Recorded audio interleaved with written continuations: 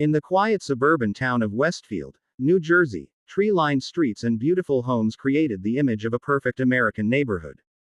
Families walked their dogs in the evenings, children rode bicycles without fear, and neighbors greeted each other with friendly smiles. It was the kind of place where people dreamed of raising a family. In June 2014, Derek and Maria Broaddus believed they had found their dream home. The large six-bedroom house at 657 Boulevard was more than 100 years old. It featured elegant wooden floors, tall windows, and a peaceful front yard shaded by enormous trees. The couple had spent nearly $1.4 million to buy the property and planned to move in after completing a few renovations. Everything about the house seemed perfect. Until the first letter arrived. A few days after purchasing the home, Derek stopped by to check on the renovation work. As he opened the mailbox, he noticed a white envelope addressed simply to the new owner. There was no return address. Curious, he opened it. Inside was a typed letter. Dearest new neighbor, allow me to welcome you to the neighborhood. At first, the message sounded friendly. But within seconds, its tone became deeply disturbing. The 657 Boulevard has been the subject of my family for decades now. As it approaches its 110th birthday, I have been put in charge of watching and waiting for its second coming.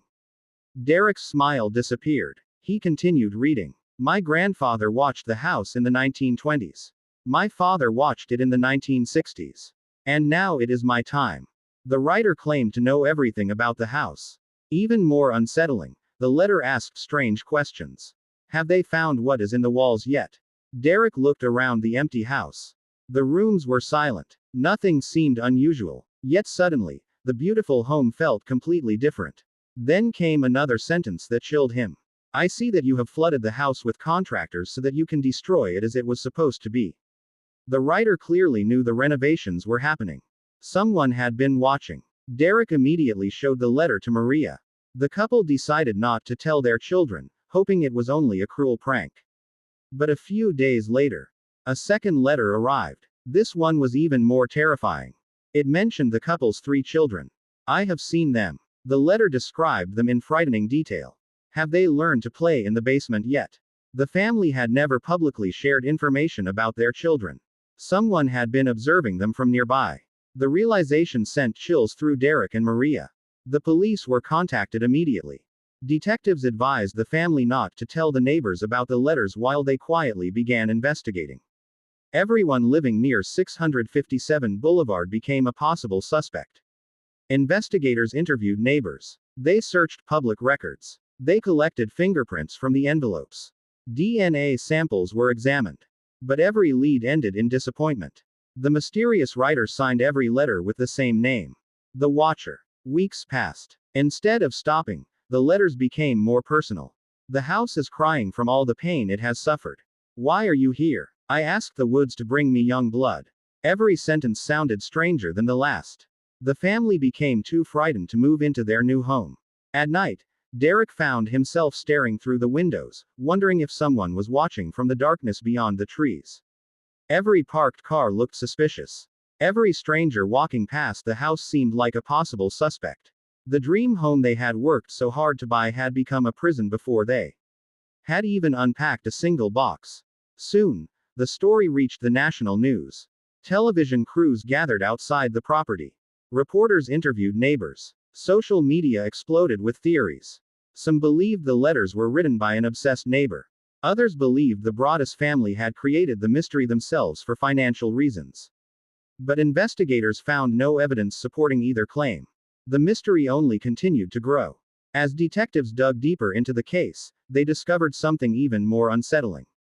The previous owners of 657 Boulevard had also received a strange letter just days before moving out.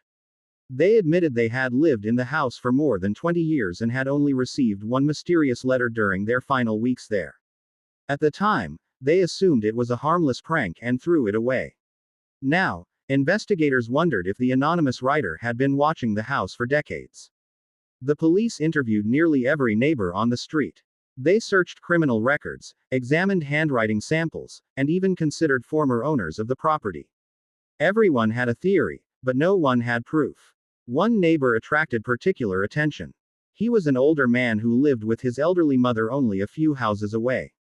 People described him as quiet and unusual. Some claimed he often wandered around the neighborhood late at night. Because of his strange behavior, many believed he could be the Watcher. Detectives secretly collected DNA from items connected to him. The results did not match. Another theory suggested that someone involved in the real estate transaction had written the letters to scare the family away. Investigators examined agents, contractors, and workers who had entered the property during renovations. Again, nothing connected them to the letters. As months passed, Derek and Maria became emotionally exhausted. They avoided driving past the house whenever possible. Their children constantly asked when they would finally move into their new home. The parents never told them the real reason. Instead, they simply said the renovations were taking longer than expected. Behind closed doors, however, fear had completely taken over their lives. Every unexpected phone call made them nervous. Every unfamiliar face felt threatening. Every letter in the mailbox caused panic. Financially, the situation became a nightmare. The family was paying the mortgage on a house they were too frightened to live in while continuing to pay for another place to stay. They tried to sell 657 Boulevard. But once news of the Watcher became public, buyers disappeared.